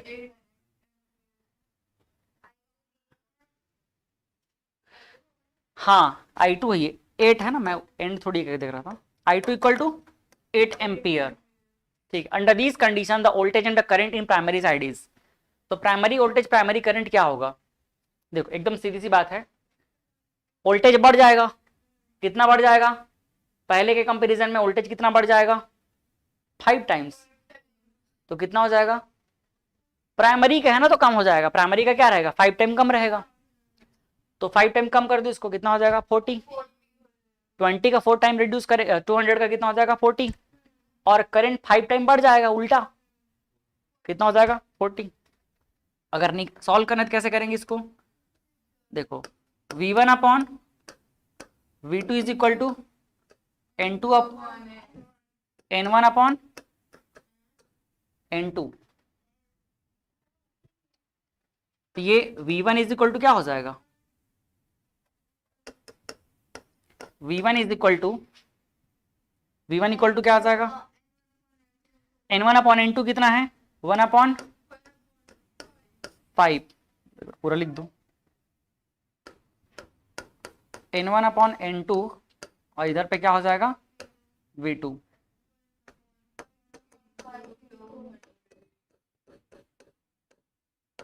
इज इक्वल टू ये आ जाएगा 40 वोल्ट। करंट कितना आ जाएगा, करंट हो जाएगा I1 upon I2 is equal to N2 upon N1। तो I1 इक्वल टू क्या हो जाएगा N2 अपॉन N1 I2। बताओ N2 अपॉन N1 कितना हो जाएगा 5 अपॉन 1 और करंट कितना है 8, तो कितना आंसर आ जाएगा 40 एम्पियर। हो गया भाई, खत्म आज की कहानी। ठीक, नहीं आज कोई होमवर्क नहीं है, होमवर्क यही है कि पूरा आज का जितना पढ़े उसको रिपीट करना है। होमवर्क कुछ और दूंगा आज मैं इसको खत्म करने के बाद। वैसे खत्म करने से पहले थोड़ा छोटा सा टॉपिक है उसको पढ़ लेते हैं। ये आप एनसीईआरटी की बुक में देखेंगे मिल जाएगा। एक्चुअल में देखो हम जो बात किए हैं आइडियल ट्रांसफार्मर के लिए है, बट एक्चुअल में ऐसा होता नहीं है, कुछ ना कुछ लॉस उसमें होता ही है। तो the equation obtained above apply to ideal transformer without any energy losses. हमने जितना एनालिसिस किया वो किसके लिए है, विदाउट लॉस वाले के लिए, मतलब आइडियल ट्रांसफार्मर के लिए। बट इन एक्चुअल ट्रांसफार्मर जो हम अपने प्रैक्टिकल में लेकर आते हैं, यूज में लाते हैं, तो उसमें कुछ ना कुछ लॉस होगा ही होगा। Actual transformer small energy losses do occur due to following reason. मतलब यहां पर कुछ न कुछ लॉस होगा ही होगा। अब क्यों होगा वो हम पढ़ते हैं। तो इसका पहला रीजन होता है फ्लक्स लीकेज। फ्लक्स लिंकेज नहीं, फ्लक्स क्या है लीकेज। कहां से होगा, कोर से। जब प्राइमरी से सेकेंडरी में लिंक होने वाला रहेगा तो उसी बीच में कुछ फ्लक्स क्या हो जाएगा, गायब हो जाएगा, लीकेज हो जाएगा। तो देयर इज, अब हेडिंग समझ जाओगे तो बाकी सब समझ जाओगे, कुछ खास पढ़ने की जरूरत नहीं है। There is always some flux leakage, that is not all the flux due to primary passes through the secondary due to poor design of the core or air gap। भाई हो सकता है उनके बीच में कुछ एयर गैप आ रहा है, air gap in the core, it can be reduced by winding the primary and secondary coil in one or another। तो जो हमने पहला डायग्राम देखा था ना ट्रांसफार्मर में, जिसमें एक ही में था, वो क्यों लगाया गया था, ताकि इस लॉस को रोका जा सके। ठीक, दूसरा आता है रेजिस्टेंस ऑफ वाइंडिंग। हमने भले ही प्राइमरी का रेजिस्टेंस क्या मान लिया है, नेग्लिजिबल, बट कुछ रेजिस्टेंस तो रहेगा ना, तो कुछ ना कुछ तो लॉस होगा ही। The wire used for the winding has some resistance and so energy is lost due to heat produced in the wire I square R के फॉर्म में। रेजिस्टेंस से एनर्जी लॉस कितना हो जाएगा, I square R. In high current and low voltage winding, high current अगर रहा तो क्या हो जाएगा, अगर करंट हाई तो लो वोल्टेज, याद रखना है ना। देखो मान लो अगर हम स्टेप अप की बात करते हैं, मान लो स्टेप डाउन की बात करते हैं। स्टेप डाउन मतलब प्राइमरी साइड का वोल्टेज क्या रहेगा, ज्यादा, और सेकेंडरी का वोल्टेज कम। अब वोल्टेज और करंट में रिलेशन क्या है, उल्टा। जहां वोल्टेज ज्यादा वहां करंट कम, जहां करंट ज्यादा वहां वोल्टेज कम। तो इसीलिए ऐसा लिखा गया है। ये देख लो, हाई करंट, अगर हाई करंट रहा तो देखो लॉस क्या हो जाएगा, ज्यादा हो जाएगा। लो वोल्टेज, हाई करंट लो वोल्टेज वाइंडिंग मतलब अगर मान लो हमको स्टेप डाउन से स्टेप अप जाना है तो वहां वोल्टेज तो कम रहेगा, प्राइमरी वोल्टेज क्या रहेगा, कम। तो हाई लो करंट तो उसमें लो वाइंडिंग, लो वोल्टेज तो हाई करंट हो जाएगा, तो वहां पर लॉस क्या रहेगा, ज्यादा रहेगा। These are minimized by using thick wire. ज्यादा मोटा वायर लेंगे तो क्या हो जाएगा, उसका क्रॉस सेक्शन एरिया क्या हो जाएगा, ज्यादा। और क्रॉस सेक्शन एरिया और रेजिस्टेंस में क्या होता है, रेसिप्रोकल रिलेशन। थर्ड क्या आ गया, एडी करंट। दिखाओ तो, एडी करंट पढ़ के आए ना अपन, क्या होता है, अगर करंट जो है एक वायर में फ्लो रहा है तो उसका नाम क्या होगा, करंट। अगर वायर जो है, वायर में करंट फ्लो रहा है, क्या नाम होगा उसका? करंट। लेकिन अगर प्लेट में फ्लो होगा तो, हाँ, तो हम क्या करते हैं, अगर यहां पर मान लो जो कोर है, उस कोर में हम क्या करते हैं, ऐसे प्लेट्स को लगा के कोर को बनाते हैं। जैसे इस तरह समझ लो कि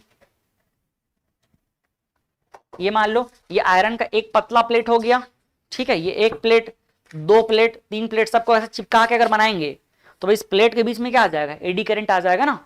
तो यहां पर एडी करंट की वजह से भी क्या हो जाएगा? लॉस हो जाएगा। तो alternating magnetic flux induced eddy current in the iron core and cause heating, तो उसकी वजह से क्या हो जाएगा? उस करंट की वजह से हीट होगा ना, और हीट मतलब लॉस। तो this effect reduced by having laminated core, उसके लिए हम क्या कर देते हैं, जो कोर है उसको लेमिनेशन कर देते हैं, ठीक। फिर इसके बाद आता है हिस्टेरिसिस। तो हिस्टेरिसिस क्या वाला है? वो पिंकी और चिंकी मिंकी, याद है? Hysteresis loop. तो वहां पर एक्चुअल में हो क्या रहा है, मतलब ये पूरा पूरा किस कॉन्सेप्ट पे काम कर रहा है? अगर थोड़ा सा डीप में चलें तो हमने कोर लिया, कोर में वाइंडिंग लपेटा, तो जब प्राइमरी वोल्टेज आएगा तो प्राइमरी वोल्टेज की वजह से करंट आएगा, करंट की वजह से क्या होगा? फ्लक्स आया, और फ्लक्स चेंज हुआ, वो फ्लक्स इधर गया। तो जब यहां से फ्लक्स यहां जा रहा है भाई, तो मैग्नेटिक प्रॉपर्टी की वजह से जा रहा है, मतलब ये जो कोर है मैग्नेटाइज होता है। कोर क्या होता है? मैग्नेटाइज। तो ये बार बार मैग्नेटाइज होगा, डीमैग्नेटाइज होगा, मैग्नेटाइज होगा, डीमैग्नेटाइज होगा। मतलब वो जो पर्सन जिसका नाम क्या था, क्या नाम था? तीन लोग थे ना, चिंटू और मिंटू और पिंटू। तो हम लोग किसके बारे में पढ़े थे? मिंटू के बारे में, है ना। तो वो क्या होगा उसके लाइफ में? बार बार, हाँ, बार बार चेंजेस होगा, वो बार बार लुटाते रहेगा बेचारा। तो जब वो बार बार क्या हो रहा है, लुटाते रहेगा, फिर से वो इंगेज होगा, मतलब मैग्नेटाइज डीमैग्नेटाइज, इस वजह से क्या होगा वहां पर, उसमें लॉस आएगा, और उसको हम क्या बोलते हैं? हिस्टेरिसिस लॉस कहते हैं। ये देखो, the magnetization of the core is repeatedly reverse by the alternating current, क्योंकि एक बार में क्या होगा? मैग्नेटाइज। जब अल्टरनेटिंग करंट के एक साइकिल में क्या होगा? मैग्नेटाइज, और तुरंत अगले में क्या हो जाएगा? डीमैग्नेटाइज। अल्टरनेटिंग करंट ऐसे ही रहता है ना। तो एक बार में क्या हुआ, पहले में अगर करंट के डायरेक्शन में गया तो मैग्नेटाइज हो गया, और अगर करंट डायरेक्शन चेंज हो गया तो क्या हो गया? फिर से डीमैग्नेटाइज। तो वो एक सेकंड के अंदर में 50 बार क्या करेगा? मैग्नेटाइज। 50 बार क्या करेगा? डीमैग्नेटाइज। उसका माथा खराब हो जाएगा, है ना। एक बार क्या हो रहा है? मैग्नेटाइज, अगले बार में डीमैग्नेटाइज, मतलब एक सेकंड के अंदर में 50 बार ऐसा होगा अल्टरनेटिंग करंट में। तो the magnetization of core is repeatedly reverse by alternating magnetic field, the resulting expenditure of energy in the core appears as a heat. अब फिर से क्या होगा इसमें? उसकी वजह से करंट बार बार चेंज हो रहा है तो हीट आ जाएगा। And is kept to minimize by using magnetic material which has low hysteresis loss. तो हम ऐसा मैग्नेटिक मटेरियल यूज करेंगे जहां पर लॉस क्या रहे? कम से कम रहे। लॉस क्यों आ गया ये समझ आ गया। मिनिमाइज करने का तरीका एक बार दिमाग में याद नहीं होगा, धीरे धीरे कर लेना, लेकिन बस पहले है क्या ये समझ लो। इसके बाद आता है हमिंग लॉस। हमिंग लॉस क्या होता है? हमिंग लॉस, ट्रांसफार्मर के अंदर ना मशीन में एक साउंड प्रोड्यूस होता है, ऐसा टाइप का, ठीक है, हो गया, अब दोबारा नहीं है, बहुत मुश्किल से कर बना, हाँ, ई करके, ठीक है। तो वो एक्चुअल में क्या होता है, उस साउंड का नाम है हमिंग साउंड। क्या बोलते हैं उसको हम लोग? Humming sound. अब मुझे खुद नहीं पता ऐसा होता कि नहीं होता, लेकिन एकदम मतलब एग्जैक्टली ऐसा नहीं है, लेकिन उसमें आवाज आते रहता है एकदम धीरे धीरे। उसका नाम क्या है? हमिंग साउंड है। और ये जो हमिंग साउंड है इसकी वजह से भी क्या होगा? लॉस आएगा। As the transformer works its core lengthen and shorten during each cycle of the alternating voltage due to phenomena called क्या है? मैग्नेटोस्ट्रिक्शन। मैग्नेटोस्ट्रिक्शन मतलब वो मैग्नेटिक एक तरीके से अट्रैक्शन और रिपल्सन होगा। तो उस कोर में थोड़ा थोड़ा क्या होता रहेगा, हर साइकिल में खिंचाव तनाव होता रहेगा कोर के अंदर में, जिसकी वजह से क्या होगा? This gives rise to humming sound, और उसकी वजह से क्या आएगा? उसमें साउंड आएगा, उसी का नाम क्या है? Humming sound. So same of the electrical energy is lost in the form of humming sound. और जो हम इलेक्ट्रिकल सप्लाई दे रहे हैं, एक तरीके से सप्लाई जो है, ये जो लेंथ में कॉन्ट्रैक्शन और फिर क्या हो रहा है? कॉन्ट्रैक्शन हो रहा है, फिर एक्सटेंशन हो रहा है, इसकी वजह से बार बार क्या होगा? एनर्जी का तो लॉस होगा ना। तो उस लॉस का नाम क्या है? Humming loss. और वहां पर जो साउंड आ रहा है उसका नाम क्या है, हमिंग साउंड। ठीक, एक चीज थोड़ा सा देखना था एक बार,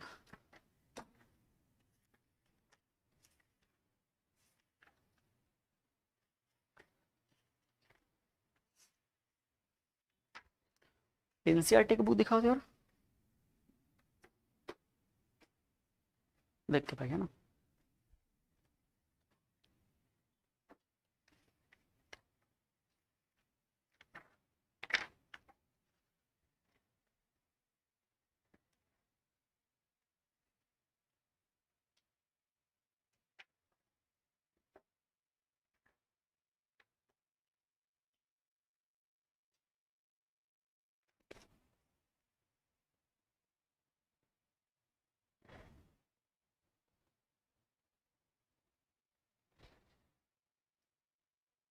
फ्लक्स लीकेज को पढ़ रहे हो, देखो ना, there is always some flux leakage that is not all of the flux due to primary passes through the secondary due to poor design of core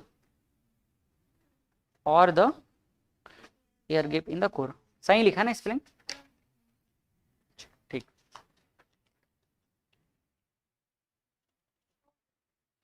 हाँ, हो गया खत्म।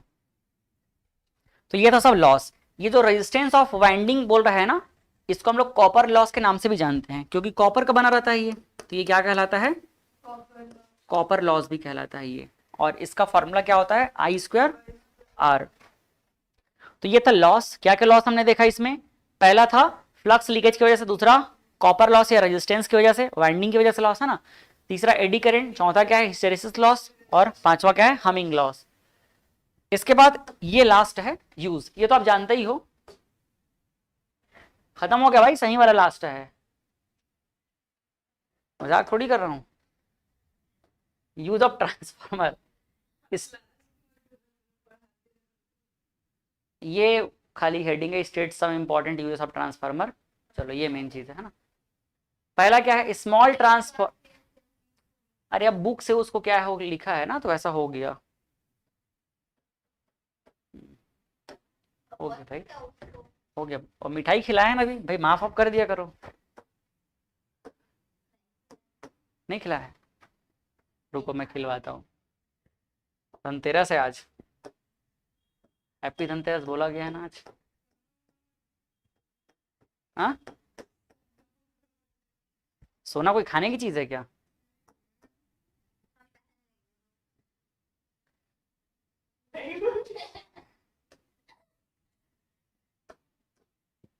देखो, small transformer are used in radio receiver, telephones, loudspeaker. हाँ ठीक है, एक ही बात। इन वोल्टेज रेगुलेटर, टीवी में यूज होगा, रेफ्रिजरेटर में होगा, और कहाँ, एयर कंडीशनर, कंप्यूटर में होता है, स्टेबलाइजर में यूज होता है। हाँ, स्टेबलाइजर क्या होता है, घर में नहीं आप लोगों के, फ्रिज के ऊपर में होगा, टीवी के आसपास में होगा। ये तो पापा मम्मा लोग पूछना, लोग बता देंगे, ठीक है, ये उन लोग बता देंगे, ये इसको बताने के लिए मेरे को जरूरत नहीं बताने की। ये स्टेप डाउन सही बता देंगे, मजाक नहीं कर रहा हूँ भाई, घर में यूज होते रहता है, दिखाएंगे, इतना बड़ा डब्बा टाइप का रहता है, उसमें तो गोला सा बटन रहता है। स्टेप डाउन ट्रांसफार्मर क्या हो गया, मेरे पापा को बोल रहे हो, ऐसा बोल रहे हो क्या, पूछने के लिए बोला हूँ भाई। Step down transformer is used for obtaining large current, main, हाँ large current for electric winding, winding में यूज करते हैं, वेल्डिंग में, सॉरी वाइंडिंग में, वेल्डिंग में यूज करते हैं। वेल्डिंग में किस पर्पज से, स्टेप डाउन रहता है जो वेल्डिंग में होता है, हमारे यहाँ था पहले, देखो क्या बीच में एक तो इतना बड़ा इधर उधर घूमते रहता था वो। जब वो वाला चेयर था ना, पोल वाला, प्लास्टिक वाला चेयर था, और नीचे उसका, तो उसको वेल्डिंग करने के लिए यूज करते थे, है अपने पास होगा, दिखा देंगे। A step down transformer is used in induction furnace for melting metals, तो मेटल वगैरह को मेल्ट करने के लिए, मतलब वही वेल्डिंग के पर्पज से। Step up transformer is use, step up कहाँ यूज करते हैं, used for the production of X ray, X ray वगैरह में क्या करते हैं, एक्सरे वाला जहां होता है ना वहां स्टेप अप ट्रांसफार्मर। और क्या है, in the transmission of electric energy from generation station of the consumer. जो हमारे घर में आता है ना, हमारे घर में जो वोल्टेज सप्लाई आता है, तो एक्चुअल में जहां पावर स्टेशन में बहुत ज्यादा सप्लाई रहता है, जो 11,000 वोल्ट मैंने बोला, और वहां से हमारे घर तक पहुंचाने के लिए भाई हम वायर का यूज करते हैं, और वायर के थ्रू 11,000 वोल्ट हमारे घर में आता है, फिर ट्रांसफार्मर के थ्रू वो जो 11,000 वोल्ट है वो 220 में कन्वर्ट होता है। तो स्टेशन से हमारे घर के बीच में क्या लगा रहता है, ट्रांसफार्मर, वो क्या करता है, ज्यादा से कम को कन्वर्ट करता है, तो ये ट्रांसफार्मर लगा रहता है। खत्म, चलो आज की कहानी खत्म, मिलते हैं कल, बाय बाय। फिर से एक बार हैप्पी धनतेरस।